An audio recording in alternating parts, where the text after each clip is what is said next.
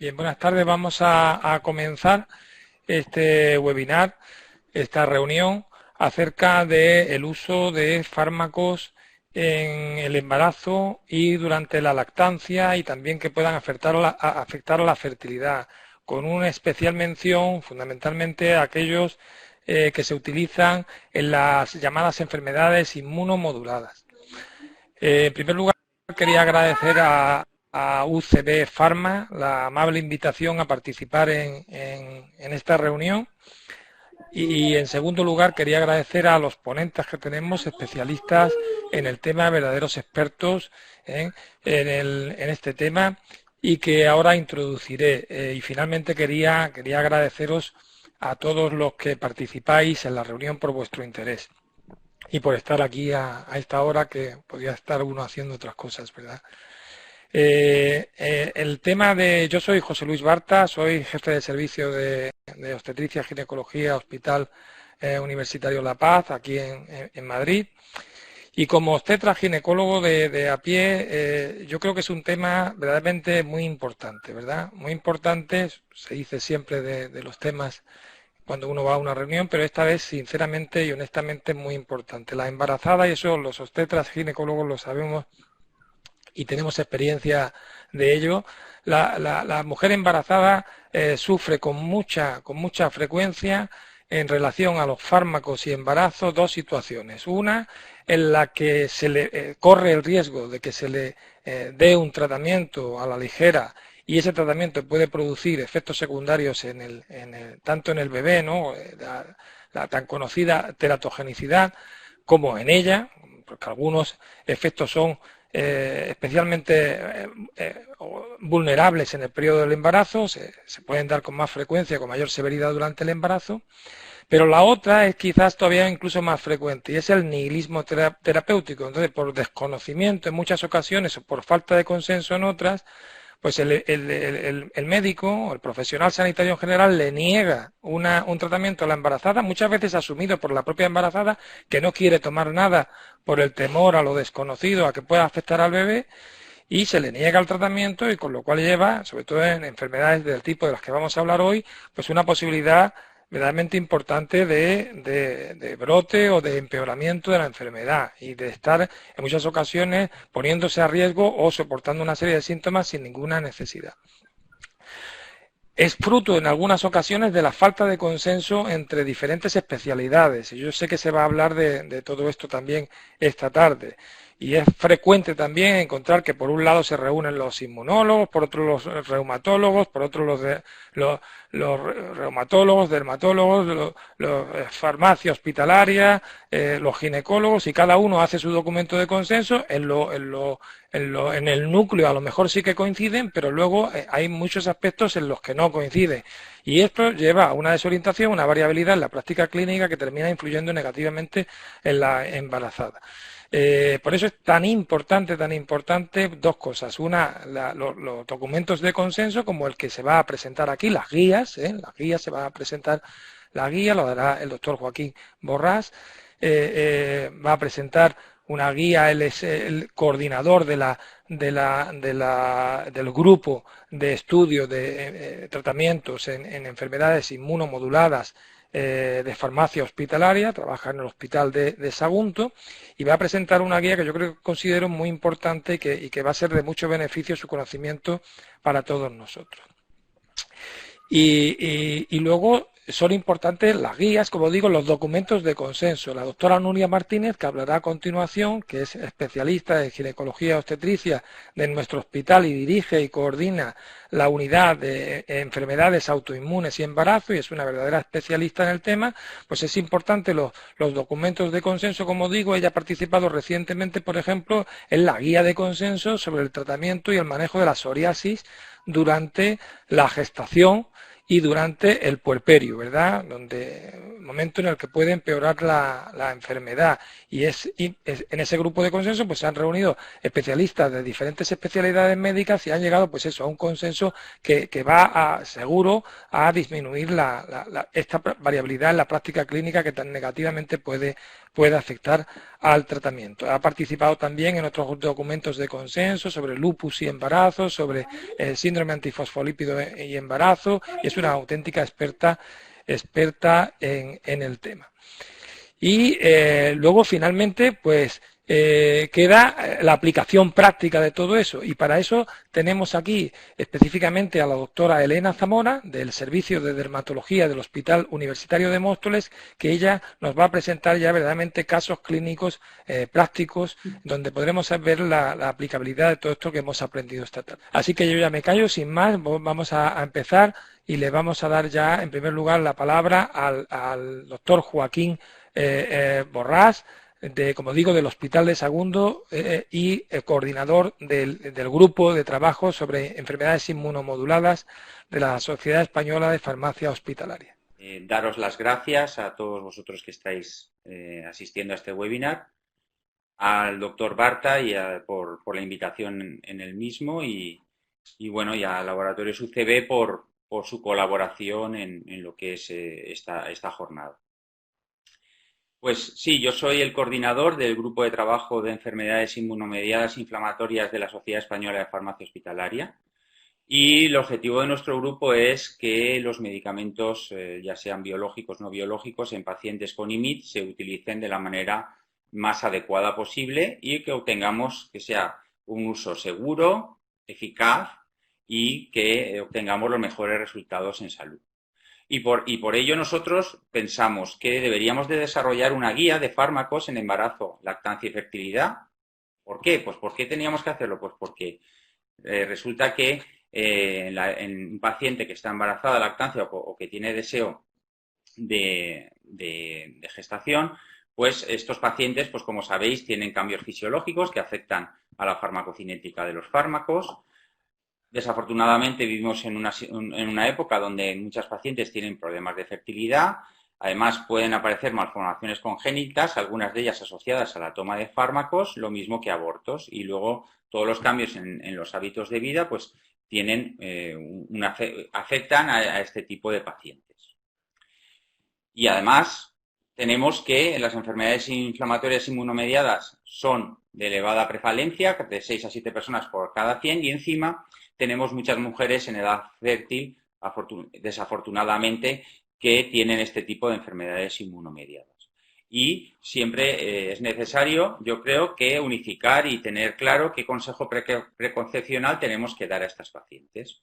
¿Por qué? Pues porque estas pacientes que bien están embarazadas, bien están con lactancia materna o tienen deseo gestacional, tienen un importante número de incertidumbre, una incertidumbre muy grande relativa sobre los tratamientos, si tiene que continuar, no tiene que continuar, qué va a pasarme, si me va a reactivar la enfermedad por si dejo el tratamiento. Todo esto yo creo que es muy importante y debemos de tener guías prácticas que nos indiquen cómo debemos de usar estos medicamentos en estas pacientes, porque si os fijáis en este póster presentado en 2019 en el Congreso de Psoriasis, fijaros el título era ¿qué piensan las mujeres con psoriasis en España en el periodo de antes, durante y después de su embarazo? Pues en 54 mujeres en edad fértil se vio que el 39% de ellas no consensuó su plan de tratamiento con su especialista antes del embarazo, un 59% no planearon su embarazo de forma activa y solo un 12% tuvo conversaciones sobre planificación familiar, se iniciaron por parte del propio médico. Y además, esto es importante, que el 43% de las pacientes tuvieron la sensación de tener que elegir entre la lactancia materna y el tratamiento que estuvieran recibiendo para su enfermedad. Por todo ello, pensamos que esta guía de fármacos en embarazo, lactancia y fertilidad, desarrollada por nuestro grupo y patrocinada por la SEF, puede dar soluciones y puede permitir utilizar correctamente los fármacos en estas situaciones de embarazo, deseo gestacional y lactancia. ¿Y qué es lo que pretende la guía? Pues la guía pretende mostrar la evidencia disponible de los distintos tratamientos utilizados para la IMID, que afectan a pacientes a dermatología, reumatología, digestivo, en situaciones especiales como he comentado antes, que son la gestación y lactancia y su influencia en la fertilidad de los pacientes. ¿Y cómo lo hemos hecho? Pues por supuesto, esto es una guía de práctica, esto no es un artículo ni es nada de investigación, sino aquí lo que hemos hecho ha sido una revisión bibliográfica. Fijaros cómo hemos utilizado el PubMed, Web of Science, la Cochrane Library. Además, la guía tiene una revisión bibliográfica hasta diciembre de 2019. La verdad es que estamos ya preparando una nueva versión de la guía añadiendo nuevos fármacos que probablemente en el 2021 la veremos y será diciembre de 2020. Y lo que estamos buscando son artículos, tanto en inglés como en español, que sean originales o revisiones, acerca del manejo de estos fármacos en embarazo, lactancia o fertilidad de las áreas relacionadas con la SIMI. ¿Cuáles son los términos que hemos utilizado? Los pongo aquí en inglés para que veáis que esta revisión bibliográfica ha sido como cualquier revisión sistemática que se puede realizar, con el objetivo de saber cómo tenemos que emplear estos fármacos en estas situaciones. ¿Y qué capítulos tiene la guía? Es muy importante que lo que hemos querido hacer ha sido abarcar todo lo que es el espectro terapéutico. Fijaros, el capítulo 1 hablaríamos de los tratamientos tópicos, el capítulo 2 antiinflamatorios, capítulo 3 inmunosupresores y el capítulo 4 terapia biológica. Y un punto muy importante es que hemos hecho unas tablas que son muy visuales, como veréis a continuación, para poder tomar decisiones clínicas y luego, si queréis ya, concretar con referencias y contexto los apartados de cada uno de los fármacos. Fijaros cómo son estas tablas. Mirad, estas tablas tendríamos aquí los medicamentos y tenemos las decisiones a tomar o las recomendaciones a hacer en embarazo, lactancia, fertilidad masculina, fertilidad femenina y cuándo suspender el tratamiento. Y según los colores, pues parecido a rojo, amarillo y verde, ¿no? Más o menos. Verde sería uso seguro. El color así como digamos más crema sería precauciones de empleo y el rojo sería uso contraindicado. Y también tenemos la posibilidad de indicar que no hay datos sobre lo mismo, porque a veces no existe evidencia publicada acerca de alguna situación, por ejemplo, con aminosalicilatos en cuanto al efecto sobre la fertilidad femenina. ¿Y qué estructura tienen los capítulos? Si quisiéramos ver los capítulos, veríamos como tenemos un primer punto, que son las indicaciones del tratamiento, un segundo, como digamos, la evidencia que se tiene sobre el uso de este fármaco en el embarazo, después en la lactancia, vacunas vivas en el bebé, un punto muy importante también a tener en cuenta, así como la fertilidad masculina y femenina. Y sobre todo, fijaros, ¿cuándo suspender el tratamiento? Porque esto es una guía de práctica clínica, es decir, viendo la guía basada en la evidencia, nosotros podemos tener una recomendación de qué hacer con nuestros pacientes que están tomando estos medicamentos en una paciente que tenga IMI, ya sea en embarazo, lactancia o con deseo gestacional. Y, por supuesto, la bibliografía, todo muy bien referenciado. Si lo veis, vamos a ver uno de los capítulos. Fijaros, para tiopurinas, como estaría aquí indicaciones, tendríamos ahí en embarazo todo el texto, lo mismo con las vacunas, y fijaros cómo en negrita pone cuándo suspender el tratamiento y ahí pone exactamente lo que hacer, así como su bibliografía. El capítulo 1, pues simplemente tendríamos aquí a los salicilatos, la antralina, análogos de la vitamina D, estamos hablando de tratamientos tópicos, retinoides tópicos, la fototerapia también, pimecrolimus, y luego fijaros cómo al final en el capítulo 5 tenemos un anexo donde tenemos todos los colores y fijaros, por ejemplo, no sé, salicilatos, embarazo, valorar durante el tercer trimestre, seguros durante el embarazo, veis los puntos verdes. En el capítulo 2 estamos hablando de antiinflamatorios. Tendríamos ahí clásicos inhibidores de la COX, por ejemplo, aquí vemos como en lactancia Celecoxib sí que podría utilizarse, pese a que nuestra recomendación es interrumpir el resto durante el embarazo. Fijaros cómo es bastante visual, bastante práctico y en un momento yo creo que ante un paciente que acude a vuestra consulta, una paciente que acude a vuestra consulta o un paciente, según que también la fertilidad masculina, como veremos luego, también es un punto importante, pues podéis tener una información adecuada y sobre todo basada en la evidencia, que es lo que nosotros desde el grupo y desde la Sociedad Española de Farmacia Hospitalaria queremos para usar correctamente los medicamentos.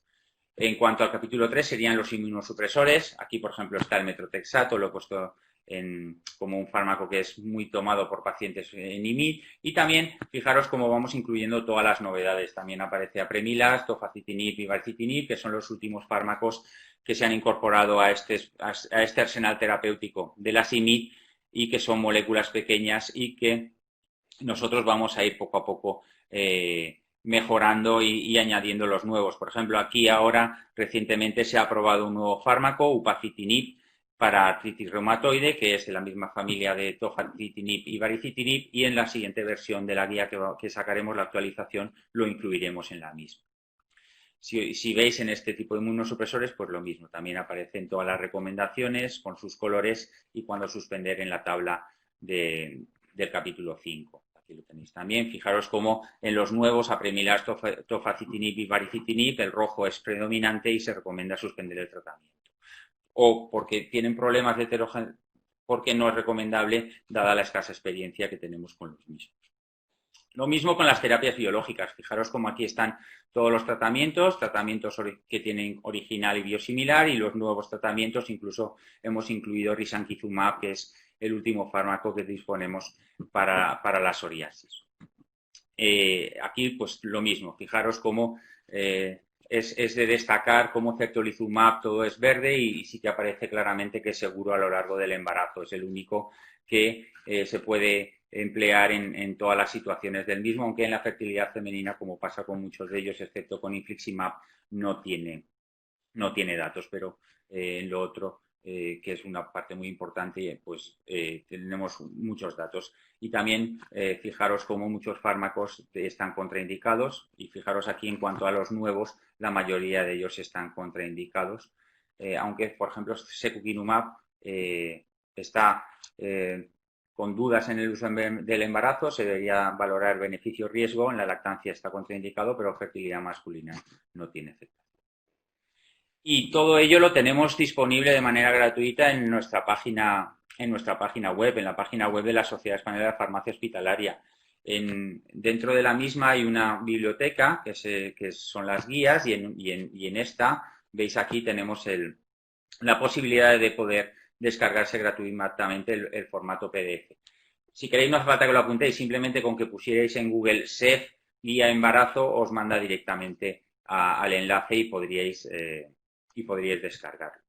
Bien, hemos presentado la guía, pero yo creo que esto tiene que ser una cosa práctica y para que sea un poco más ágil, yo voy a poner dos casos clínicos que yo he tenido en mi práctica habitual, cómo los hemos solucionado, los dos sin tener disponible la guía, y cómo luego la guía nos permitía obtener o hacer la recomendación clínica adecuada basada en la evidencia, ¿no? Que era mucho más fácil de encontrar todos estos datos.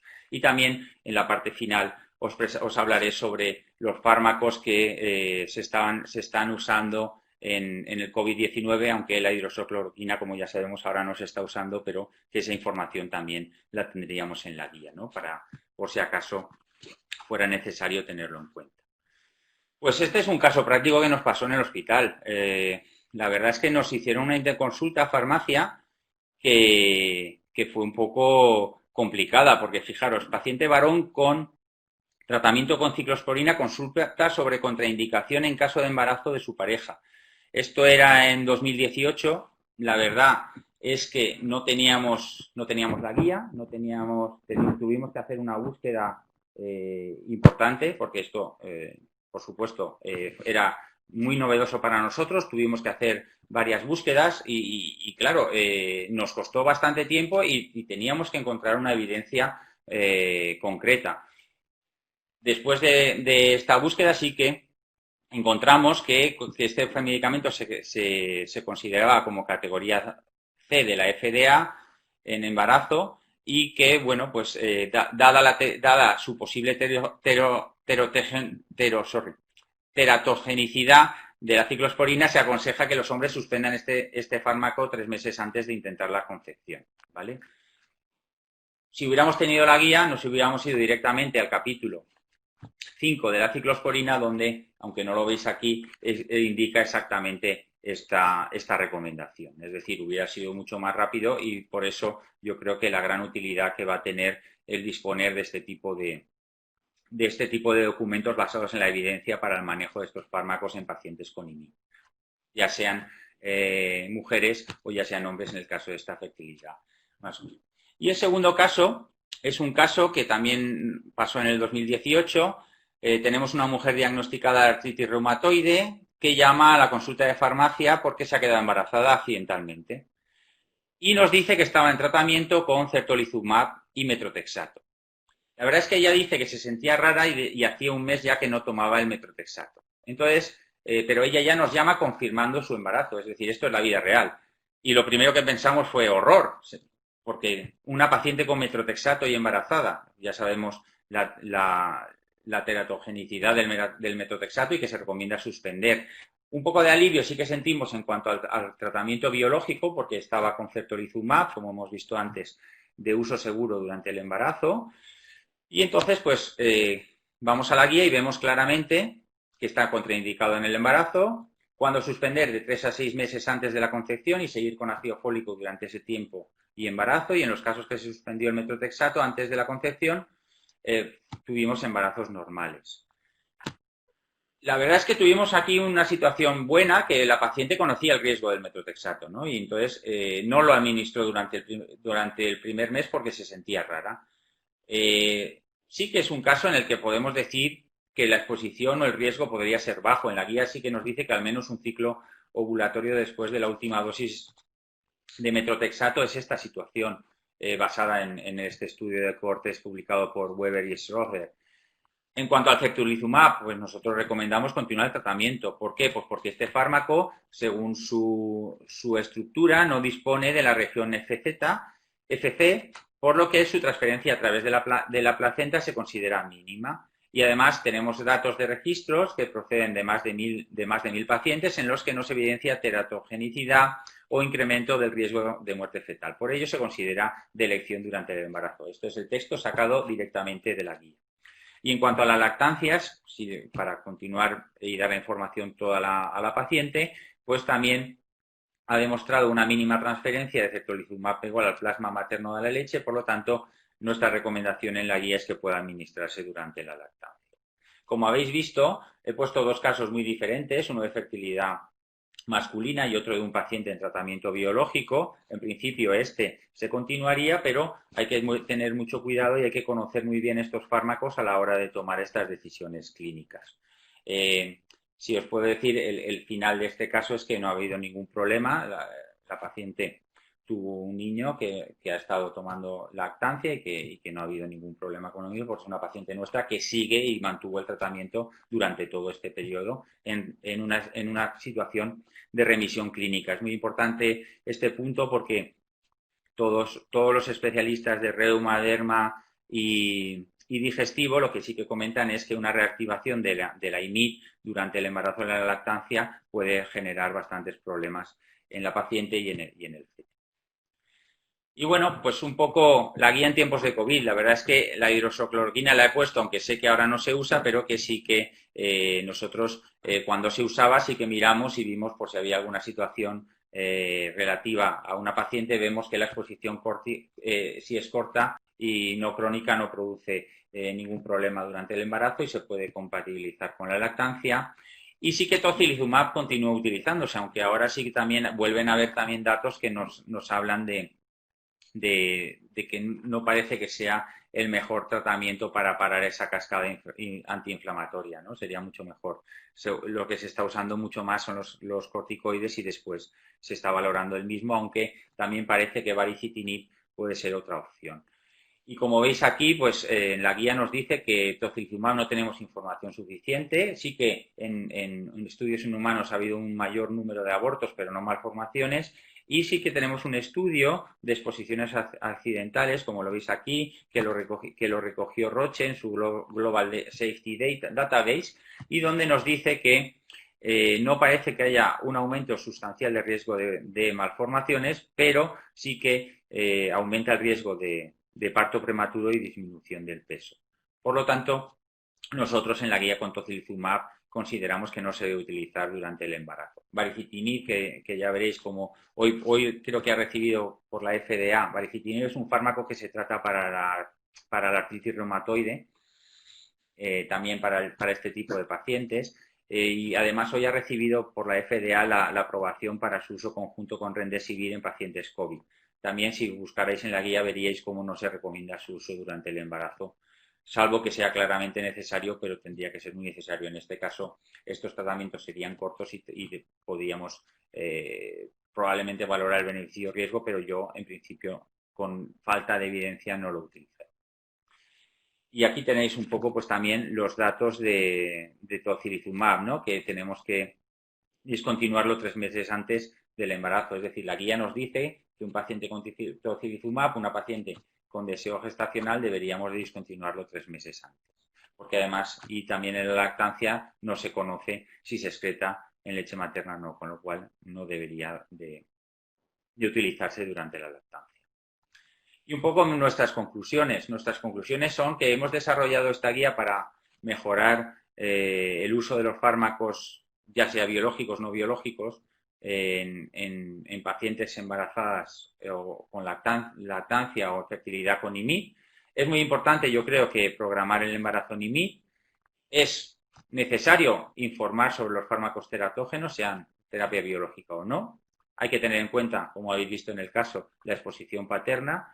Y yo creo que es una gran ayuda, en mi opinión, claro, es un poco, porque es una gran ayuda tener una guía basada en la evidencia para poder tomar las decisiones siempre conociendo al paciente y el beneficio-riesgo asociado a la toma de los fármacos.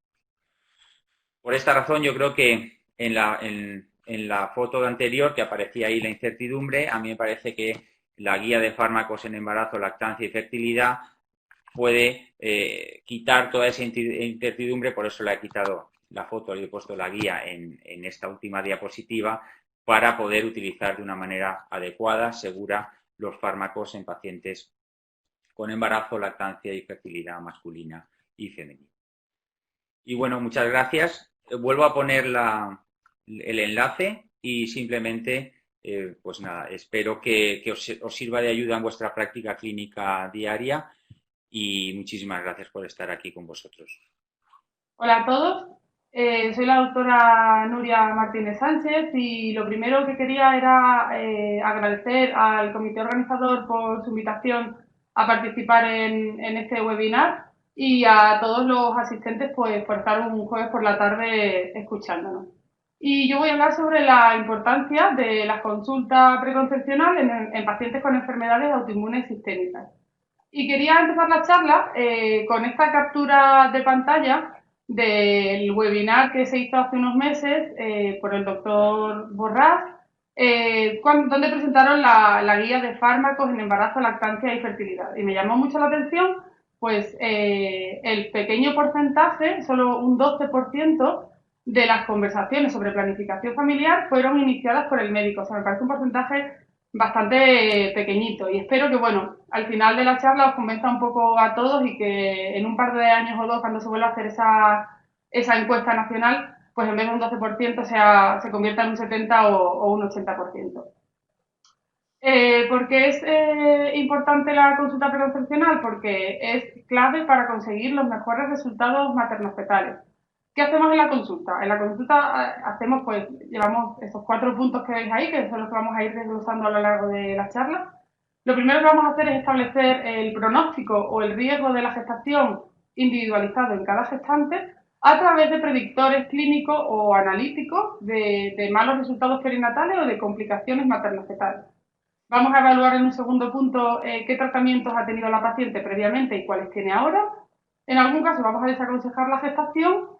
Y por último vamos a planificar cuál sería el mejor momento para quedarse embarazada y propondremos la realización de actuaciones educativas y promotoras de la salud. Cuando hablamos de factores de riesgo de mal resultado perinatal, estamos hablando de mayor riesgo de complicaciones materno-fetales. En cuanto a las complicaciones maternas, la verdad es que se engloban bastante bien todas las enfermedades autoinmunes en el mismo tipo de complicaciones, tanto maternas como fetales. Dentro de las maternas, como os decía, estamos hablando de más riesgo de parto prematuro, más riesgo de preeclampsia y riesgo de brote o empeoramiento de la enfermedad de base. En cuanto a complicaciones fetales, fundamentalmente hablaremos de abortos de primer trimestre y del espectro de crecimiento de defectos de crecimiento fetal. desde el feto pequeño, que es el menos grave, al crecimiento ya más restringido. Como es imposible hablar de todas las enfermedades autoinmunes, me voy a centrar fundamentalmente en la charla en aquellas que o son más frecuentes en la consulta o aquellas que claramente tienen predictores sobre sí, donde podemos incidir en ellos. Empezando con las pacientes con lupus eritematoso sistémico, ¿cuáles son esos factores de riesgo que debemos buscar que hace que tengan más riesgo de complicaciones materno-fetales? Pues son el haber tenido brote en los últimos 3-6 meses, el abandono de la hidroxicloroquina, que sabéis que es tratamiento de base de muchísimas pacientes con lupus, la presencia de actividad moderada o severa en el momento de la concepción, con lo cual en estas pacientes les diremos primero que no abandonen la medicación y que se esperen un poco a quedarse embarazadas porque el hecho de estar con actividad le aumenta el riesgo de todas estas cosas que hemos hablado. La paciente con una nefritis lúpica, pero no solo una nefritis lúpica, sino aquella que tiene hipertensión o proteinuria, ¿vale? Esas son las que fundamentalmente tienen más riesgo. Las pacientes que además de tener su lupus son portadoras de anticuerpos antifosfolípidos, que esto ocurre como en un 40% de las pacientes con esta patología. Y luego las pacientes con lupus también tienen más riesgo de ser portadoras de anticuerpos anti-RO o anti-LA. Esto le confiere un riesgo específico de entre el 1 y 2% de que los fetos desarrollen un bloqueo cardíaco congénito. En estos casos, en el punto de la nefritis y las pacientes con anticuerpos antifosfolípidos, aconsejaremos adiro preconcepcional y en el caso de las pacientes con anti-RO o anti-LA, el control de la gestación es más estricto porque necesitamos hacer ecocardiogramas fetales desde la semana 16-18 aproximadamente hasta la semana 26 y luego con menos periodicidad, pero en ese intervalo las hacemos semanales. Con lo cual, en cualquiera de esos puntos, como veis, tenemos cierta intervención, o bien aconsejar no gestación, esperar, introducción de fármacos o cambios en el control de la gestación. En cuanto a pacientes con artritis reumatoide, el hecho de tener la enfermedad activa aumenta el riesgo de complicaciones materno-fetales, así como el abandono de fármacos, fundamentalmente los fármacos anti-TNF al conocer la gestación, bien por miedo o desconocimiento. El hecho de abandonarlo aumenta el riesgo. Así como el uso continuado de glucocorticoides. Al final lo que transcribe es una paciente que está continuamente con actividad de la enfermedad. En pacientes con espondiloartropatías axiales pasa algo parecido. La enfermedad activa con necesidad cada vez más de aumentar la medicación, así como el abandono de fármacos que estuvieran usando, aumenta el riesgo de todo esto. Igualmente, de forma similar, ocurre en pacientes con enfermedad inflamatoria intestinal, con Crohn y colitis. La enfermedad activa en el momento de la concepción y durante todo el embarazo, así como el abandono de la medicación, aumenta el riesgo de complicaciones materno-fetales. ¿Qué haremos con estas pacientes? Pues le diremos que le transmitiremos la importancia de la estabilidad clínica de su enfermedad a lo largo de todo el embarazo y evaluaremos esos tratamientos porque si son compatibles le diremos que no es necesario que abandonen la medicación en el momento de quedarse embarazadas, que ya más a largo plazo en el embarazo ya iremos viendo, pero de cara a quedarse embarazada en una consulta preconcepcional no deberían abandonarlo. Pacientes con psoriasis. Pacientes con psoriasis tendríamos que añadir o a complicaciones maternas el hecho de que son pacientes que tienen más riesgo de desarrollar una diabetes gestacional. ¿Y quiénes son estas pacientes que cuáles son las pacientes con psoriasis que tienen más riesgo de complicaciones materno-fetales? Pues las que están activas y aquellas moderadas graves. ¿Cuáles son las moderadas graves? Las que asocian el diagnóstico de artritis psoriásica o aquellas que precisan tratamiento con fármacos como el metotrexate, la ciclosporina, tratamientos sistémicos o tratamientos biológicos. Estas son las pacientes que tendríamos que estar más pendientes por el mayor riesgo de complicación. Y ya entrando en un segundo punto, en el punto de evaluación de tratamientos, tanto previos y actuales, hay que decir que el conocimiento sobre la seguridad de los fármacos es importante para la atención obstétrica y médica, para que esta sea efectiva y segura. Sin embargo, sabéis que en el embarazo no siempre disponemos de la evidencia que nos gustaría pues, para emitir recomendaciones bien robustas. Las embarazadas se salen de todo ensayo clínico y la experiencia que tenemos o las recomendaciones que al final tenemos con nuestras embarazadas es por la experiencia de exposición de forma accidental a fármacos o la necesidad de inicio a lo largo del embarazo por el mal control de su enfermedad. Por ello, el uso de fármacos durante la gestación debería ser tomando decisiones informadas y consensuadas con la paciente, valorando el riesgo-beneficio. ¿Cuáles son estos? Pues los riesgos de retirar el tratamiento sería pues, que la madre comienza a tener una enfermedad activa o más riesgo de brotes. Y complicaciones que estábamos hablando de preeclampsia, más complicaciones de abortos, de feto pequeño, de parto prematuro. Sin embargo, en la otra punto de la balanza están los riesgos de poder mantener el tratamiento, que fundamentalmente son los miedos que tenemos de posible afectación o efectos secundarios de la medicación sobre el feto. Esos son los que, fundamentalmente, los riesgos que más miedo nos dan. Y como obstetras, no solo tenemos esta limitación de poder decir que un fármaco esté completamente indicado o no en el embarazo, sino que además nosotros trabajamos con diferentes especialidades. Trabajamos con reumatólogos, con dermatólogos, con gastroenterólogos, que cada uno a su vez tiene sus propias guías de consenso y de fármacos. Y que muchas veces sí que están de acuerdo, y tanto en cosas muy claras que sí se deben usar o cosas muy claras que no se deben usar, pero hay veces que existen disparidades entre ellos. Entonces, ¿por qué el mismo fármaco podemos retirarlo en semana 16 o no retirarlo dependiendo de la enfermedad? Pues bueno, pues para nosotros también eso a veces es complejo. Pero ¿qué tenemos todos? Hay cosas que tenemos claras, todas las guías, ¿vale? Tanto los reumatólogos como los dermas, como los farmacólogos, todos tenemos claros ciertos fármacos que no se deben usar durante la gestación. ¿Cuáles son estos fármacos? Metotrexate, leflunomida, ciclofosfamida o micofenolatos no se deben usar durante la gestación. Los inhibidores de la COX-2 dentro del grupo de fármacos antiinflamatorios no se deberían usar tampoco, riesgo de teratogenicidad fundamentalmente los de todos ellos.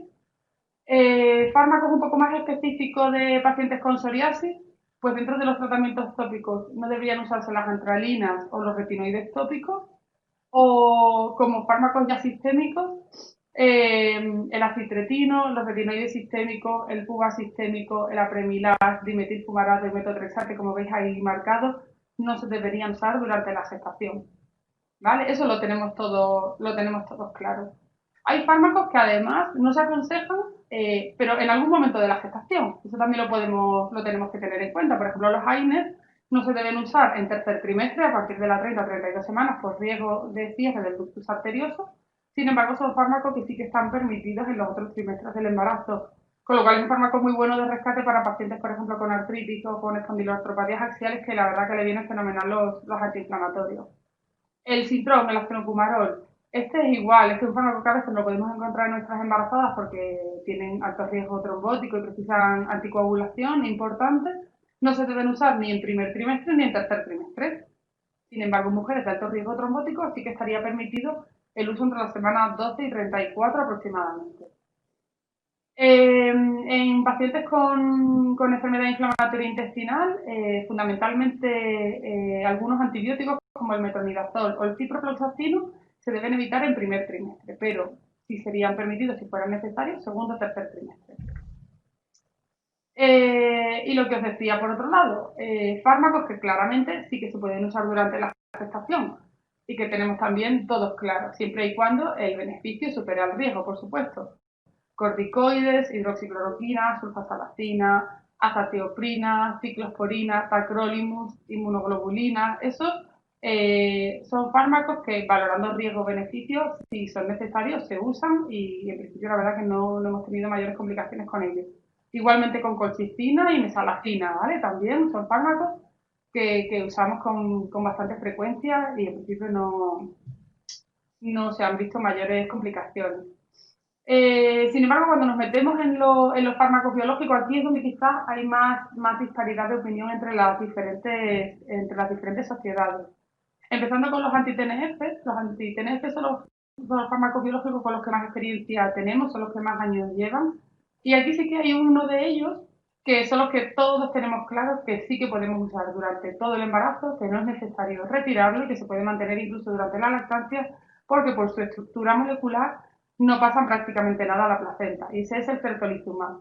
Ese certolizumab se puede usar durante todo el embarazo, no hay que abandonarlo y no hay que retirarlo en tercer trimestre ni nada. El resto de los biológicos también se pueden usar durante la gestación, son seguros al principio de la gestación y sin embargo la duda está en qué momento retirarlos. Si os dais cuenta, esta es la guía de los reumatólogos y nos dicen que, por ejemplo, infliximab tendríamos que dejarlo en torno a semana 16. Si vemos a los farmacólogos nos dice que como en la 30. Y si hablamos con los gastroenterólogos nos dice que lo podemos incluso dejar durante toda la gestación. Entonces, ¿qué hacemos? Pues bueno, el consejo de cara a una consulta preconcepcional, a la paciente lo que le tenemos que decir es que claramente no debe abandonar el fármaco al quedarse embarazada y que según la evolución de su enfermedad, en tercer trimestre se valorará retirarlo, si la enfermedad, el control y la actividad de la enfermedad lo permiten. Si no, pues habría que valorar riesgo-beneficio de mantenerlo o no. Pero si veis, si os dais cuenta, cada día nos dice retirarlo en un momento diferente. Entonces, bueno, en principio lo que os decía, para una consulta preconcepcional, el consejo sería mantenerlo en el momento de quedarse embarazada. El siguiente grupo de fármacos biológicos los llamo como seminuevos, ¿no? Son fármacos que llevamos tiempo escuchándolos. Sin embargo, por la ausencia todavía de datos concluyentes, no porque los datos sean malos, sino porque no los hay, el consejo por ahora es que deben retirarse durante la gestación. Rituximab, tocilizumab, que además os sonará porque es el fármaco que se ha usado en el tratamiento de la enfermedad por COVID, del COVID, anakinra, abatacept y delimumab, ¿vale? Estos son fármacos que por ahora el consejo es que no se usen durante la gestación. Sin embargo, es cierto que en algún caso nosotros hemos tenido que reintroducir, sobre todo tocilizumab, hemos tenido que reintroducir ese fármaco en alguna de nuestras pacientes para control de la enfermedad y no hemos tenido mayores complicaciones, pero es cierto que los casos son muy aislados, o sea, son muy poquitos los casos. Y tenemos un tercer grupo de fármacos biológicos que son todavía más nuevos y de hecho solo la guía de la SEP los incluye y sin embargo, a pesar de ser fármacos más nuevos, algunos de ellos sí que nos dicen que parece que sí que hay seguridad en su uso, sobre todo primer y segundo trimestre. Y estos son ustekinumab y vedolizumab, que ambos dos se usan para el tratamiento de la enfermedad inflamatoria intestinal y es probablemente este el motivo en el que sí que se tenga experiencia porque es una enfermedad bastante frecuente, con lo cual con poco tiempo al final sí que se tienen bastante experiencia de uso.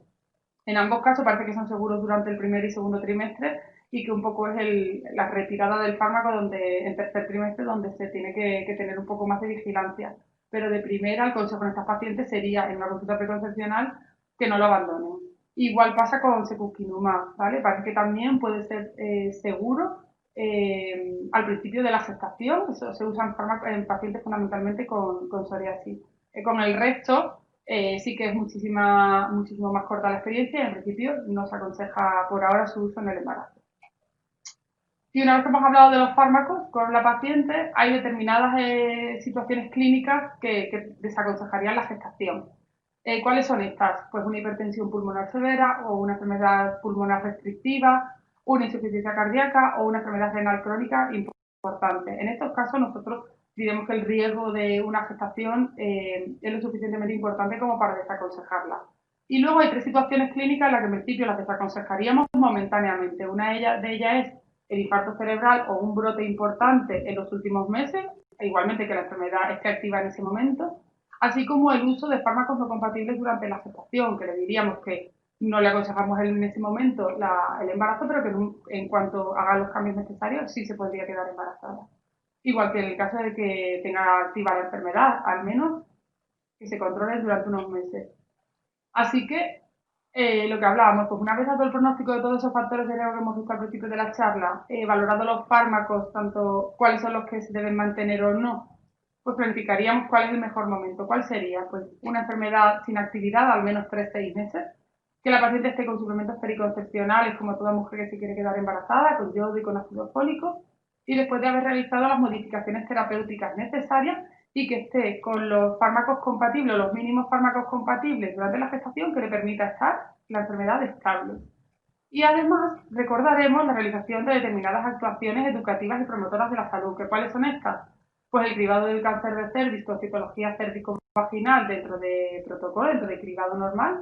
Recordar que en las pacientes que estén inmunosuprimidas se valora la realización de citología anual y le tenemos que recordar que lo tiene que hacer.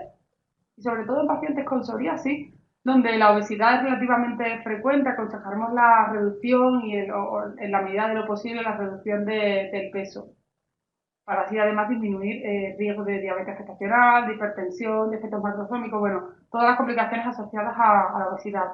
Y además no solo valoraremos la enfermedad propia de la paciente, sino que valoraremos todos sus antecedentes en general. Si es una paciente diabética, si es hipertensa, si tiene un hipotiroidismo, es decir, tenemos que valorar toda la paciente en conjunto, no solo por la patología que presente. y además el consejo será que tenga un buen control de esa enfermedad con fármacos compatibles durante la gestación. Si es una hipertensión con un IECA, le tendremos que además aconsejar que el IECA lo debe abandonar. Es decir, es una valoración completa de la paciente. Y para finalizar, ¿cuáles son los mensajes que sí que me gustaría que os llevéis a casa? Pues bueno, pues remarcar, ¿no?, que la consulta preconcepcional quizás sea la más importante de toda la gestación y donde quizás tengamos que echar nuestros 20-30 minutos con la paciente, lo que sea necesario para así planificar, establecer un pronóstico, pues para intentar conseguir los mejores resultados materno-fetales. Importante detectar cuáles son esos predictores clínicos de mal resultado perinatal o de más riesgo de complicaciones materno-fetales, porque como hemos visto podemos hacer intervención sobre algunos de ellos. Es importantísimo la estabilidad clínica de esta gestante utilizando la medicación necesaria compatible y que a veces la ausencia de datos de seguridad de estos fármacos no es que sean malos, sino que es que no hay datos. O sea, eso sí que hay que tenerlo en cuenta. Y que es fundamental que el control de estas gestaciones se lleve a cabo por un equipo multidisciplinar, porque eso da muchísima seguridad tanto a la paciente como a sus propios médicos. Y finalmente, ¿quién tendría que hacer esta consulta preconcepcional? Pues bueno, yo creo que quien tenga a la paciente delante, ¿no? O el especialista que le lleve su enfermedad, o el obstetra de alto riesgo porque nos la deriven a las consultas.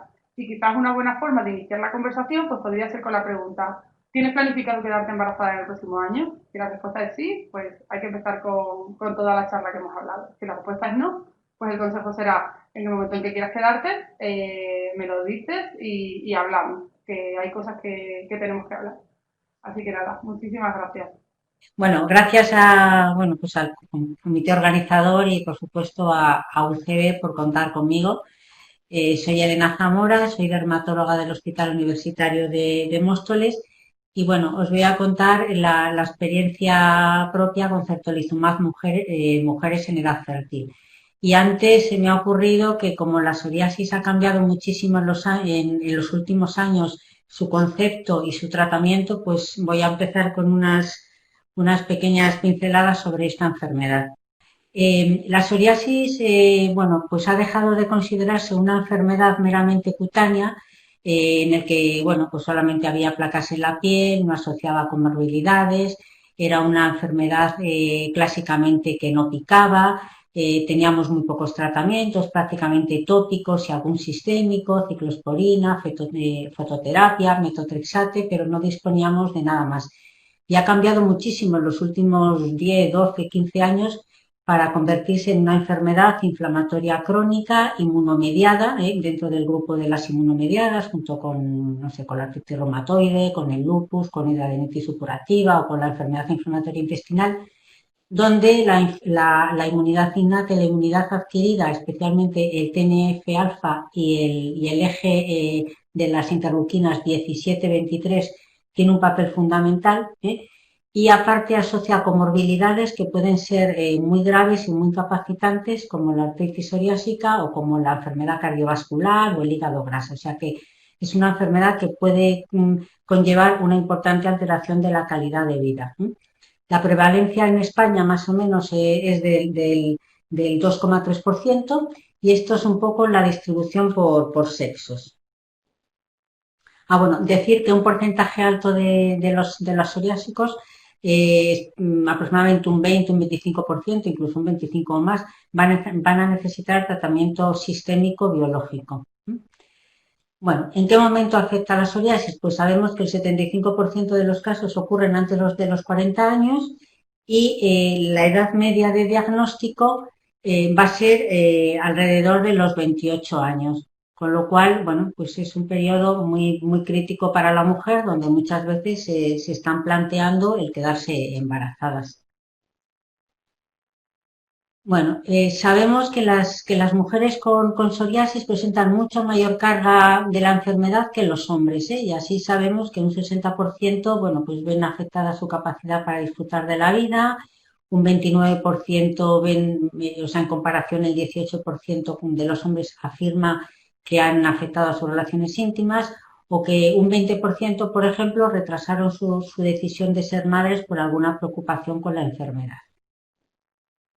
Y esta carga de la enfermedad la vemos aquí también, por ejemplo, esta diferencia de felicidad en comparación con los hombres y con la población general. son más propensas también a padecer soledad y a padecer estrés más que los hombres, ¿no? O sea que parece que tenemos una mayor carga de enfermedad psoriásica. Y esto se ve también en el impacto de la psoriasis genital, que para nosotros la psoriasis cuando afecta a los genitales es una de las localizaciones que llamamos especiales junto con el cuero cabelludo y las uñas, porque son zonas de difícil tratamiento. Y aquí veis que bueno, el picor, el dolor, la picazón, la dispareunia, las menos frecuentes relaciones sexuales tienen muchísimo más impacto en la mujer que en los hombres. Y esto, bueno, esto es un trabajo que también viene a contarnos el impacto de la psoriasis y los tratamientos biológicos. Nosotros la gravedad de la psoriasis, os lo recuerdo, la valoramos con una serie de características como son la gravedad o la extensión de la psoriasis, el índice de gravedad de la psoriasis que se llama PASI, que se considera que a partir de 10 o más se considera una enfermedad moderada grave, el BSA, que es la superficie corporal afectada, que bueno, igualmente a partir de 10 se la considera grave, y el DLQI, los cuestionarios de calidad de vida. Y así llamamos la regla de los 10, o se viene a llamar que un PASI mayor de 10, un DLQI mayor de 10 y un BSA, o superficie corporal afectada, mayor de 10, supone una enfermedad moderada grave y que vamos a tener que tratar a estas pacientes pues con tratamiento sistémico biológico. Entonces, este trabajo viene a decir que, por ejemplo, el porcentaje de pacientes con PASI mayor de 10 era mucho mayor en los hombres, de 33,3% en comparación con el 27% de las mujeres, pero sin embargo la calidad de vida estaba mucho más afectada en las mujeres que en los hombres. Bueno, esta diapositiva ya se ha puesto, pero me parece importante porque se presentó en el Congreso Nacional nuestro de Psoriasis del año pasado y además está hecha por dermatólogos, por compañeros nuestros, con lo cual no podía faltar. Bueno, ya la han comentado, con lo cual paso rápidamente sobre ella. Y bueno, y aquí sí que es verdad que esto llama la atención, ¿no? Que solamente el 12% de las conversaciones fueron iniciadas por el médico, y ahí tenemos mucha culpa nosotros, los dermatólogos en este caso, y creo que deberíamos de tener una actitud mucho más proactiva en preguntar a nuestros pacientes, especialmente las que tienen una enfermedad grave y en las que se les va a poner tratamiento sistémico, bueno, en preguntarles, pues eso, si planean quedarse embarazadas más o menos próximamente. O sea que ahí, bueno, pues es importante nuestra actitud. Y este es un artículo que me parece interesante, que fue publicado en el año pasado por un compañero nuestro, también dermatólogo, que estudió la tasa de fecundidad de las mujeres con psoriasis en edad fértil, con psoriasis moderada grave, que estaban en el registro Biobadader, que es el registro que tenemos a nivel español sobre, bueno, donde metemos los pacientes que tienen enfermedad grave. Y se comparó con la tasa de fertilidad de las mujeres en la población española para la misma edad. Y se vio que las que estaban en el registro Biobadader era la mitad que la de las mujeres en la población general. Es decir, por cada mujer en el española de población normal que se embarazaba 0,4 de las del registro Biobadader. Con lo cual, bueno, pues esto es importante. ¿Y qué pasa cuando, bueno, pues si tenemos este problema antes de embarazarse? ¿Qué ocurre con el embarazo? Pues la cosa no se pone mejor, al contrario, se complica, porque durante el embarazo el 44% de las pacientes o siguen manteniendo la gravedad de la psoriasis o incluso empeoran. Y esto es mucho peor en el posparto, porque sabemos que hasta el 91% o mantienen su gravedad o incluso empeoran. Con lo cual, pues bueno, pues se nos complica un poco más el asunto. Y afortunadamente, bueno, pues disponemos de fármacos como el certolizumab pegol, que ya lo conocéis, es una molécula muy peculiar. Aquí tenemos a la derecha todos los fármacos que utilizamos los dermatólogos ahora, tratamientos biológicos para la psoriasis.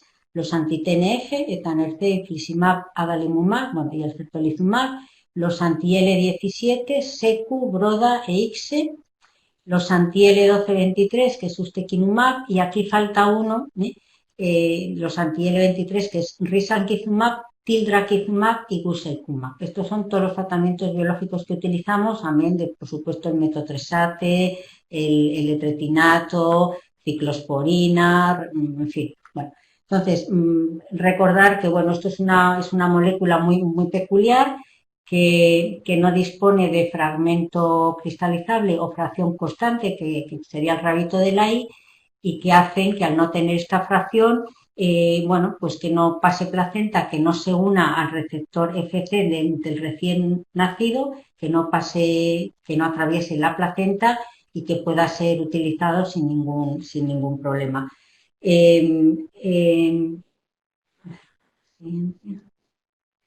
Esto hace también que tenga baja inmunogenicidad, que no forme grandes inmunocomplejos por no tener FC, por no tener esa fracción constante.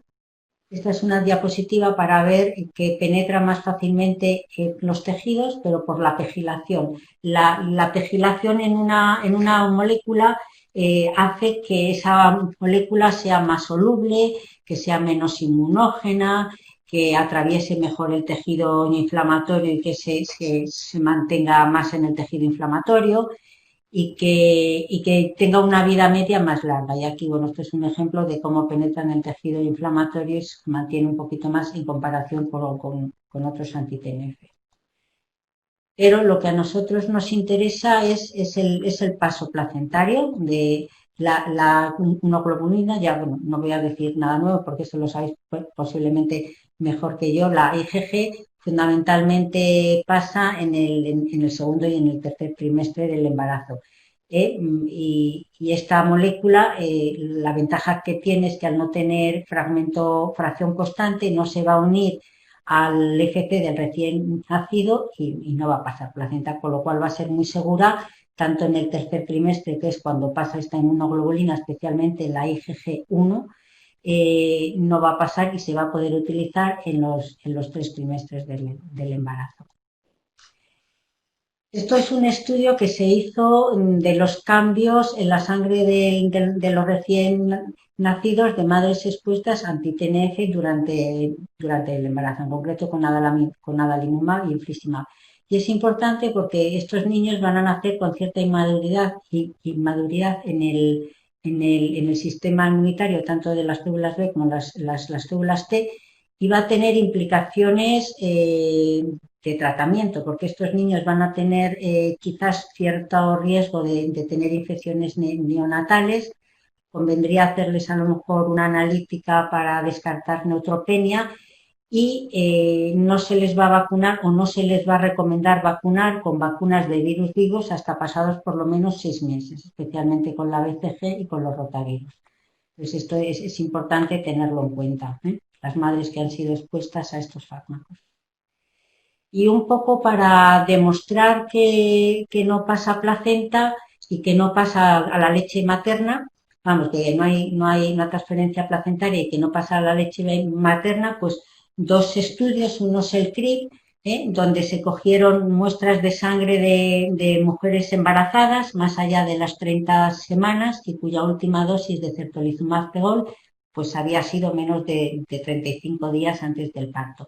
Se cogió sangre a las embarazadas y sangre a los recién nacidos a las 4, a las 8 semanas, se prolongó un poquito más, y sangre del cordón umbilical. Entonces, lo que se vio es que, bueno, las mujeres tenían certolizumab en sangre pues en el rango terapéutico esperado, pero en los niños, 13 de 14 niños de los recién nacidos prácticamente no tenían datos de certolizumab cuantificable, es decir, la mínima cantidad cuantificable era de 0,032 microgramos por mililitro. Pues 13 de 14 niños no llegaban a ese límite y solamente uno tenía un poquito más, 0,042, pero era una madre que había recibido el certolizumab muy próximo al parto y se pensó que era más bien por pasividad más que por transferencia placentaria.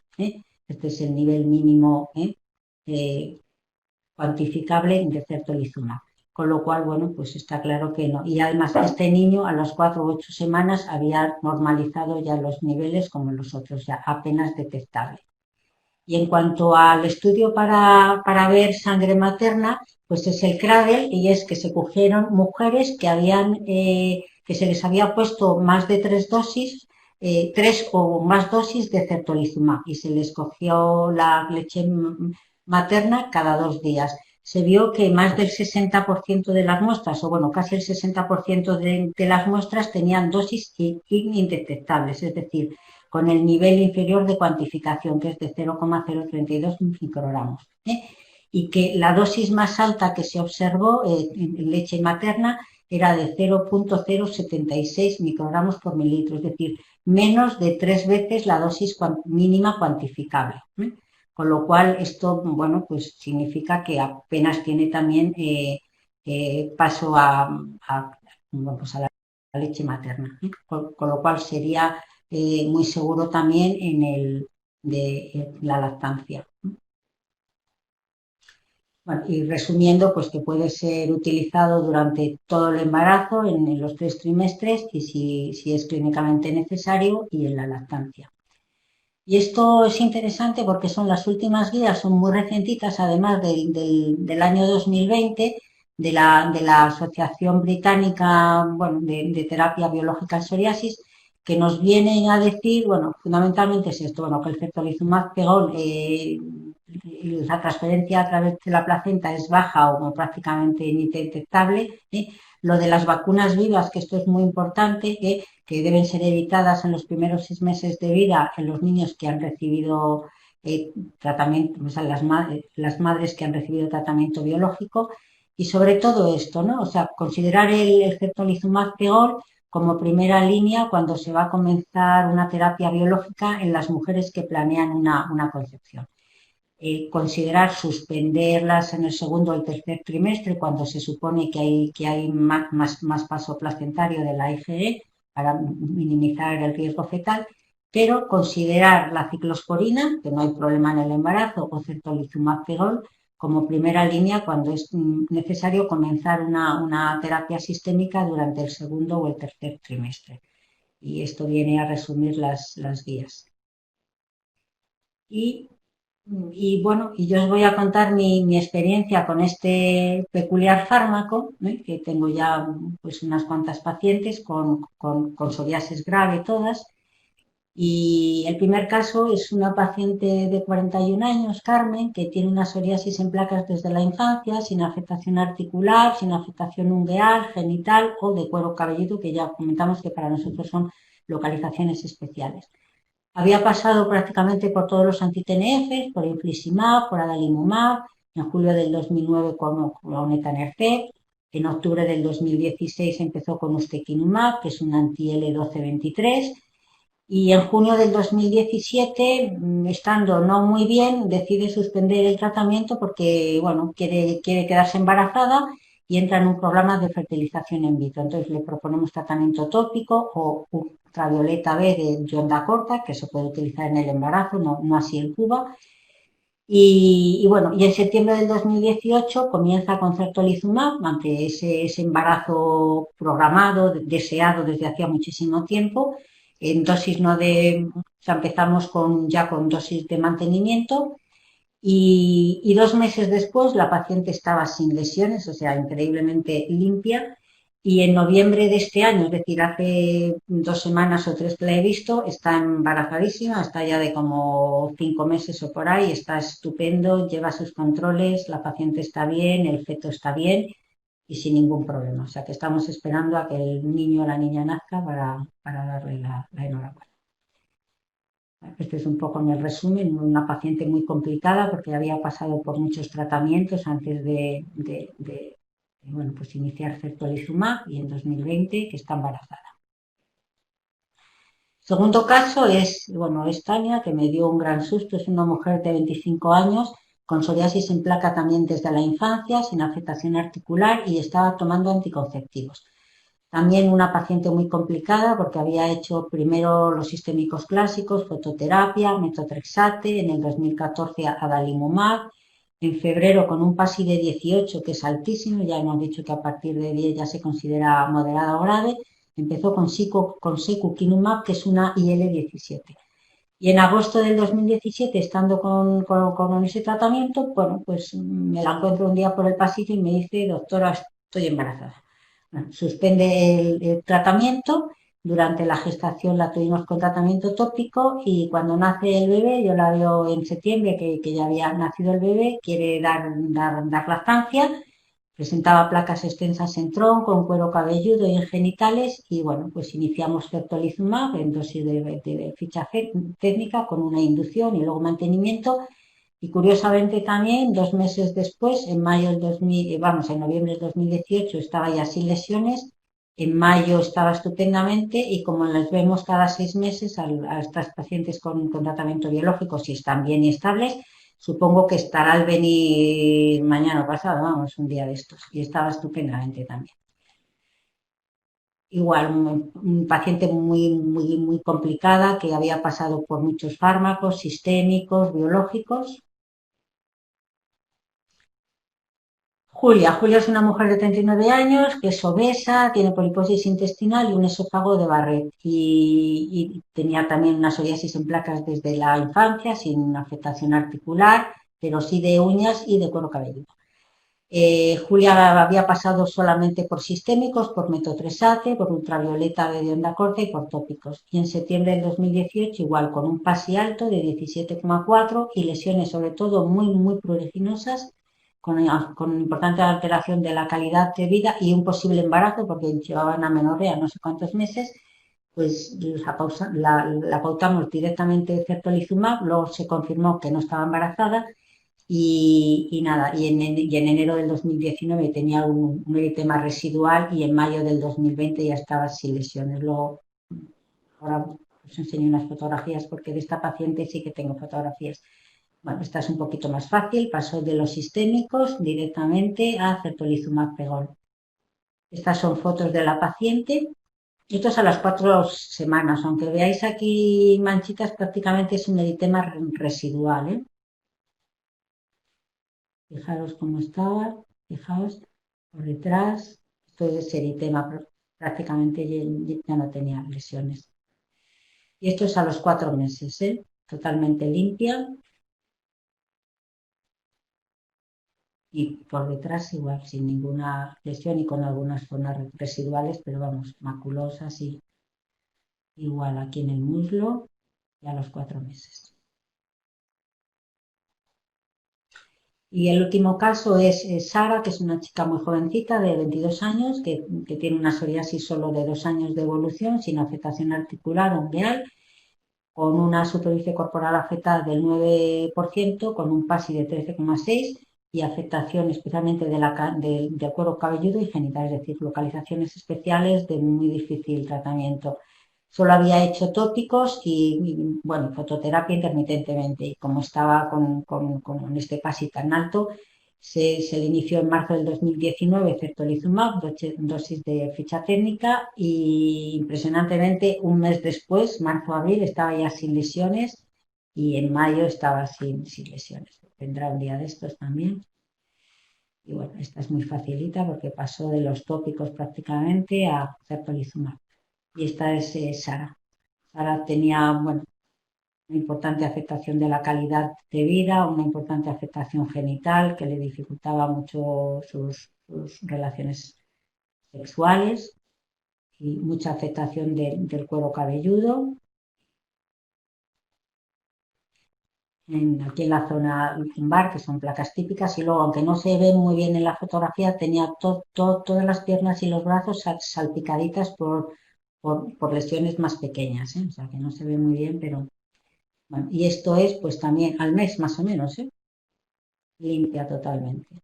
Y ya la ves la cara de felicidad que tenía. Igual, sin lesiones. Se le habían quitado todas las placas, la de la zona lumbar, toda.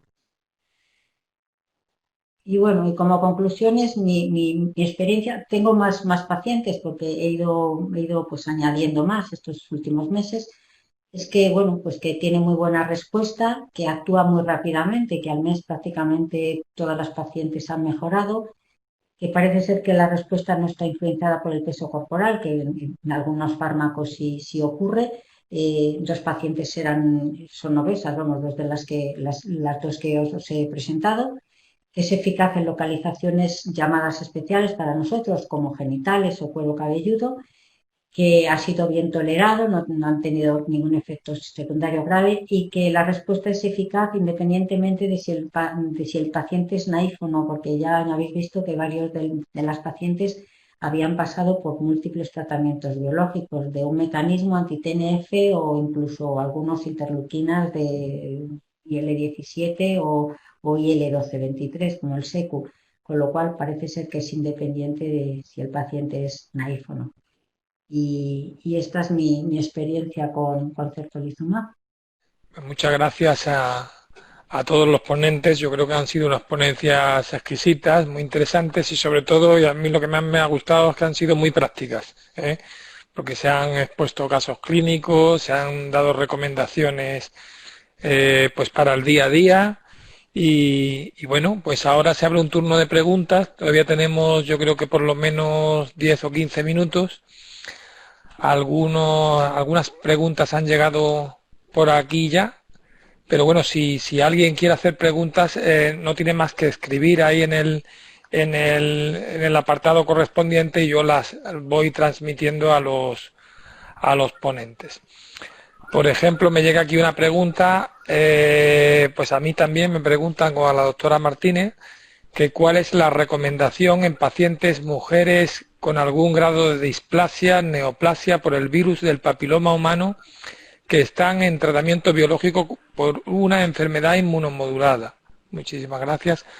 Pues bueno, la doctora Martínez puede contestar. Yo en principio, aunque no es mi área de expertise, pero como ginecólogo en general no creo que, o sea, no se me ocurre en este momento ningún problema en este sentido, es decir, que el tratamiento, ya sea una displasia, una lesión intraepitelial de bajo grado, es igual, sería expectante, con controles y si se trata ya de una displasia de alto grado, pues sería la conización.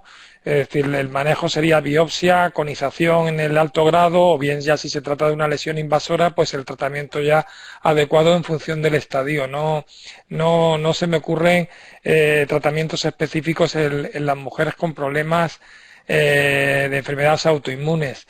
En la vacuna también del HPV, que en principio se decía que si podía desencadenar brotes o desencadenar una enfermedad donde no la había, pues luego se vio que parecía que es bastante segura. No sé si de todas maneras la doctora Martínez o alguno de los otros ponentes quiere añadir alguna cosa. Sí, no, yo sí, la pregunta es si la duda es si tiene que retirar el fármaco porque haya aparecido esa lesión. No, o sea, por un lado va el control de la enfermedad y si precisa el fármaco se debe seguir usando independientemente de que la paciente tenga alguna lesión en el cuello. La lesión se tendrá que tratar y ya está, pero no se debe retirar el fármaco. Y bueno, lo mismo que has comentado tú, tratar las lesiones y ya está. No sé si respondemos, a lo mejor nos pueden responder si tienen alguna duda más. Si hay algún comentario lo puede hacer también la persona Olaya SM que ha escrito, lo puede añadir. Después la doctora María de la Calle pregunta que si hay que suspender el certolizumab antes del parto para evitar el paso al feto. En principio también puedes contestar ya. Yo creo que ha quedado claro que carece de fragmento FC, por tanto no hay transferencia placentaria. Eso le da una ventaja importante con respecto a otros biológicos, en el sentido de que es seguro darlo durante el tercer trimestre del embarazo, y las dosis, o sea, las cantidades que se han detectado tanto en sangre de cordón como incluso en leche materna son infinitesimales. Es decir, que yo pienso que no, pero bueno, Y luego también pregunta ella misma que si hay que ir subiendo la dosis o la frecuencia de administración de certolizumab en la gestante con psoriasis para evitar brotes. Eso le podéis contestar mejor vosotros. ¿Hay alguna cosa de dosis? Si la paciente está controlada con la dosis habitual de ficha técnica de 200 miligramos cada 15 días, no hay por qué, nunca subimos los tratamientos, no hace falta. Sí que es posible que pueda tener un brote, pero el fármaco en principio no hay por qué subirle. Esa es mi opinión, vamos.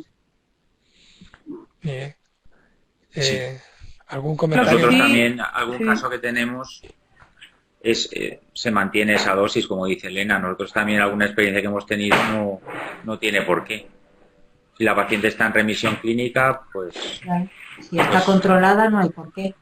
Y lo bueno es que puedes mantener el tratamiento durante este periodo, porque claro, eso es... el beneficio-riesgo es clarísimo a favor de la utilización de este fármaco, de mantenerlo. Porque yo creo que Elena también puede decirte que hemos estado usando fármacos por no empeorar la situación clínica de la paciente en muchos casos y con un estricto control. Pero aquí tienes una seguridad basada en los estudios y que en otros pues no tienen esos estudios, con lo cual tenemos mayor incertidumbre.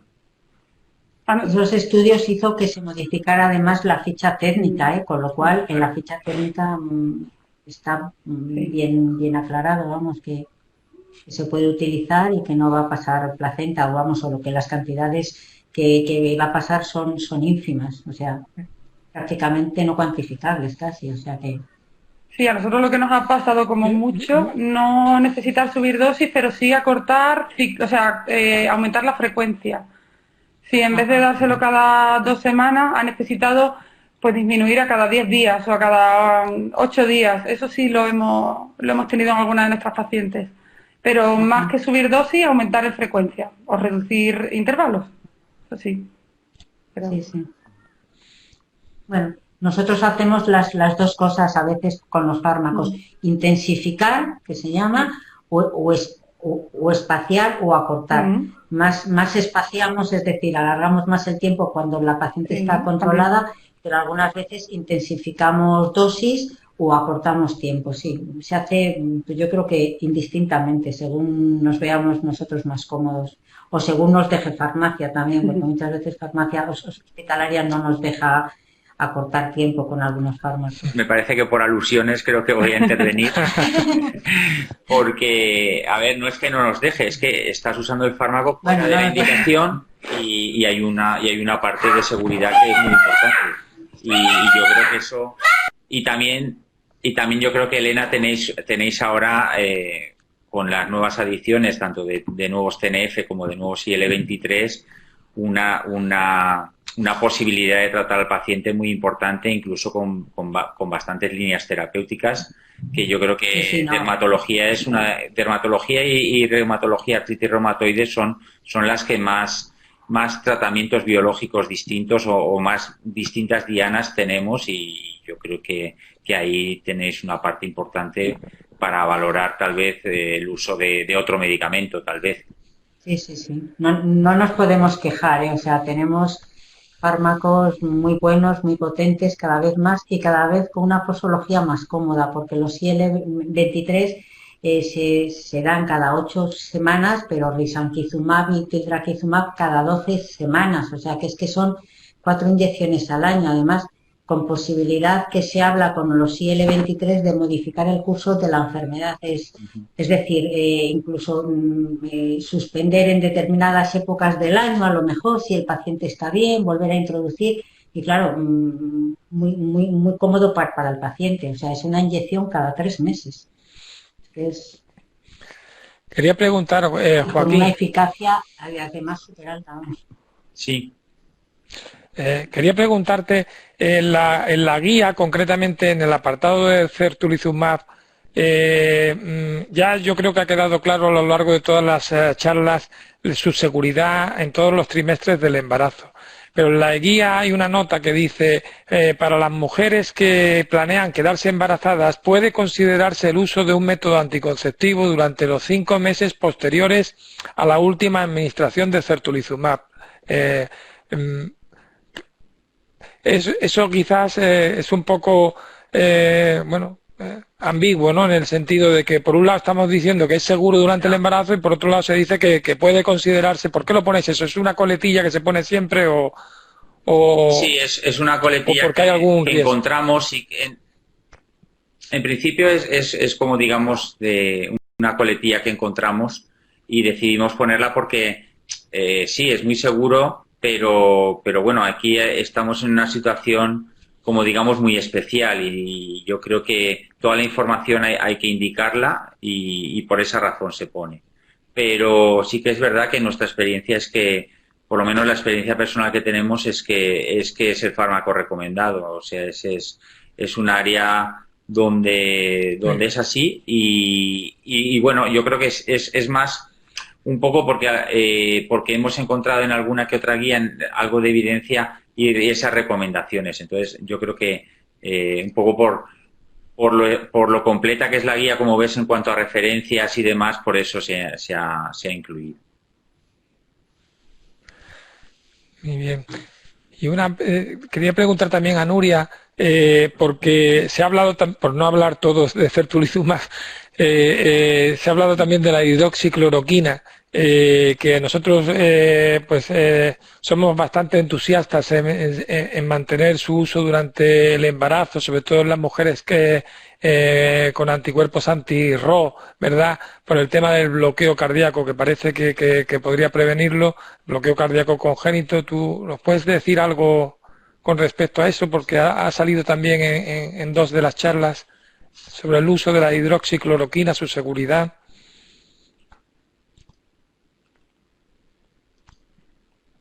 No se oye ahora, ¿no se oye?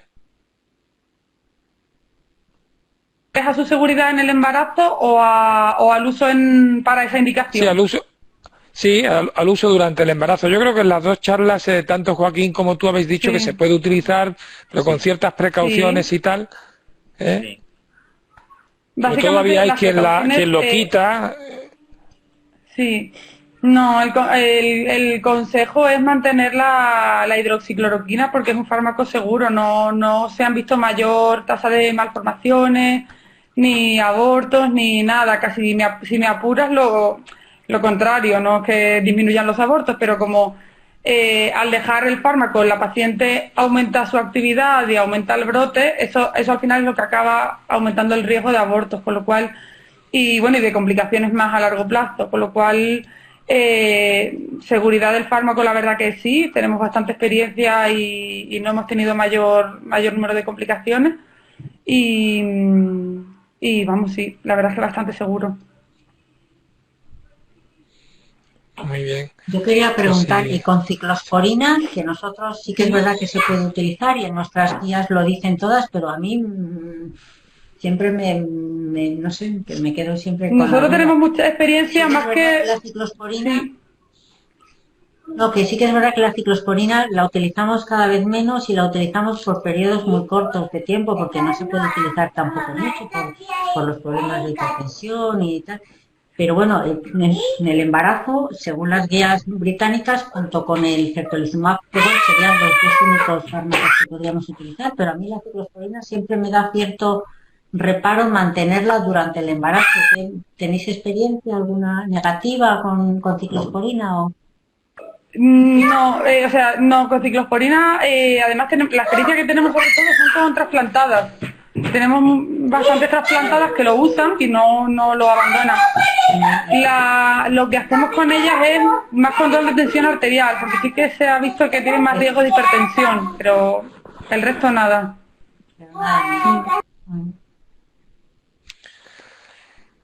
Muy bien. Pues alguna otra pregunta por aquí veo. Seguir recomendando la fototerapia durante el embarazo en la gestación psoriásica. Creo que está bastante controvertido el asunto, pero bueno. Se puede utilizar en las embarazadas, pero no pubaterapia, es decir, no con soralenos previos y ultravioleta. sí que se puede utilizar sin ningún peligro, con las prevenciones y con los cuidados de como si no estuviera embarazada, de la ultravioleta B, y especialmente la que más utilizamos últimamente es la de onda corta, la de 311 nanómetros. Entonces, se podría utilizar sin ningún problema, si fuera necesario, claro, pero si utilizamos fototerapias porque la paciente tiene unas lesiones más o menos extensas, para que la fototerapia pues acceda a todas las partes del cuerpo, con lo cual hay que plantear a la paciente que es un tratamiento engorroso, que tiene que ir 2 veces en semana, que muchas veces la infraestructura del trabajo, de la vida familiar no es posible, con lo cual la fototerapia trae muchos inconvenientes, no tanto por el tratamiento en sí o por las complicaciones, sino porque el paciente le haces ir al hospital 2 o 3 veces en semana para 5 minutos, volver. Y no os creáis que muchos están de acuerdo en hacer fototerapia, pero vamos, se podría utilizar en embarazadas, es uno de los tratamientos sistémicos que se puede utilizar. Sí, nosotros, por ejemplo, en la guía sí que tenemos que la B parece ser que es segura, pero sí que puede haber deplección de folato materno, por lo que se recomienda suplementar con ácido fólico. En cambio, la A sí que hay un estudio que incluye a 107 pacientes que hubo casos de parto prematuro y anomalías fetales y por eso, como acaba de decir Elena, se recomienda evitar durante el embarazo. Pero la A posiblemente, bueno, por la fototerapia, pero también por los oralenos que tenemos que dar unas horas antes, eso claro. Es, posiblemente más por los oralenos que por la fototerapia en sí. Aquí hay una pregunta también para Elena que dice Andrés Belmar, que dice ¿tienes experiencia con certolizumab en mujeres embarazadas con psoriasis pustulosa? Pues no, yo no. Todos los que tengo son psoriasis en placas. Sí que es verdad que la psoriasis pustulosa es una variante rara de la psoriasis, que puede ser formas generalizadas, que esas se van a tratar más bien a lo mejor con ciclosporina y en las formas pustulosas palmoplantar, que son formas muy, muy localizadas, a lo mejor tampoco estaría indicado certolizumab si solamente es palmas y plantas. Pero yo en psoriasis pustulosa generalizada, que es una forma rara de psoriasis, yo no tengo experiencia, ¿no? Bien. Elena, no podía dejar de terminar sin decirte que me ha gustado mucho que hayas hecho mención a los aspectos psicológicos de la mujer con psoriasis, sobre todo con esas psoriasis tan extensas y esas escalas de felicidad que has mencionado y tal, que muchas veces se nos olvida, ¿no? Todo ese tipo de cosas. Y en ese sentido, ¿tenéis un manejo multidisciplinar que incluya una recomendación del psicólogo o incluido el psicólogo dentro de ese manejo? Sí. Que si hacéis un enfoque integral, ¿no? En ese sentido, porque... No, ni siquiera tenemos en mi hospital una consulta, por ejemplo, con los reumatólogos, que a lo mejor estaba en cierta manera más indicado, porque es un hospital pequeño y la verdad es que nos manejamos llamando por teléfono, como he hecho yo esta mañana, pues a la reumatóloga directamente. No tenemos una consulta con reuma, ni tenemos una consulta con, pues nada, ni multidisciplinar con ninguna otra especialidad, no. Ni tampoco hacemos cuestionarios sí que hacemos del EQI algunas veces, pero cuestionarios de depresión o de escalas no, tampoco hacemos. Muy bien. Nosotros tenemos desde hace ya pues como un par de años Sí, no lo dudo. Nosotros te decía que tenemos integrado desde hace como 2 años un equipo de psicólogos o psicólogas dentro del servicio que dependen del departamento de psiquiatría, pero están adscritos al área perinatal y la verdad es que la experiencia es tremenda, es muy positivo porque son personas que se dedican específicamente sobre todo pues atienden tanto al duelo perinatal cuando hay un fallecimiento de un bebé o de un feto o de un recién nacido, o niños con malformaciones o también enfermedades como este tipo que tienen este tipo de afectación y la verdad es que la experiencia es bastante recomendable. Bien, bueno, pues... Me parece interesantísimo porque... No, que iba a comentar que me parece muy interesante porque yo he tenido el caso, que no lo he comentado aquí porque no tenía fotos y tal, de una paciente con certolizumab que se embarazó, era portador el feto de una trisomía 21 y al final, bueno, vamos, abortó voluntariamente. Y sí que es verdad que luego yo se la he visto en consulta. Supongo que la procesión va por dentro, como dicen, aparentemente no se la veía demasiado afectada, pero supongo que sí, a lo mejor en ese caso hubiera sido muy interesante mandarla al psicólogo porque me vino a preguntar a mí qué hacía, pero yo la mandé a los ginecólogos y tuvimos ahí una situación un poco tensa porque la mujer dudó en un momento, pero bueno, al final decidió abortar y yo creo que hubiera sido interesantísimo mandarla, bueno, Sí, yo creo que el psicólogo. incremento en el número de psicólogos y psicólogas bueno, sí, integrados en los hospitales y en los centros de atención primaria es una asignatura pendiente que tiene nuestro sistema de salud y que ahora, por ejemplo, con todo esto del COVID y tal, pues está emergiendo como una necesidad básica, yo creo. Bueno, pues yo creo que no hay ninguna pregunta más. Pues, pues si no hay nada más, podemos yo creo que dar por concluido la reunión. Ha sido una tarde, a mí me ha parecido súper interesante y bueno, pues espero que a lo mejor lo tendremos que repetir en alguna ocasión o desde luego yo creo que por lo menos la guía, los documentos de consenso y todo esto sí que habría que darle toda la difusión posible porque yo creo que es bastante útil para nuestro día a día, ¿verdad? Y nada más, pues nada, agradeceros a todos la oportunidad y vuestra contribución a los asistentes participantes, pues la asistencia, como decía Nuria, puede estar aquí una tarde de un jueves y una vez más a los organizadores, a UCB Pharma, fundamentalmente pues la amable invitación a organizar este webinar. Bueno, muchas gracias y hasta otra. Gracias a todos. Gracias a Hasta todos, luego. muchas gracias. Adiós.